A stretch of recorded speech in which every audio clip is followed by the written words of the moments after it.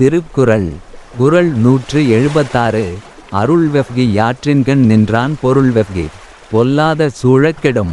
விளக்கம்: அருளை விரும்பி குடும்ப வாழ்வில் இருப்பவன் பிறர் பொருளுக்கு ஆசைப்பட்டு பொல்லாதது செய்தால் அவன் கெட்டுப் போவான். திருக்குறள் குறள் 177. வேண்டற்க வெஹ்கியாம் ஆக்கம் விளைவையின் மாண்டற் கரிதாம் பயன்.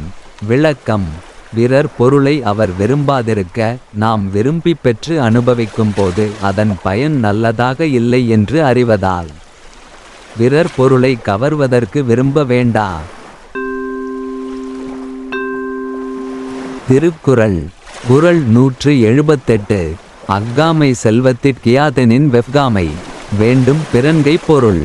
விளக்கம்: செல்வம் குறையாமல் இருக்க வழி என்ன என்றால் பிறனுக்கு உரிய பொருளை விரும்பாமல் இருப்பதே.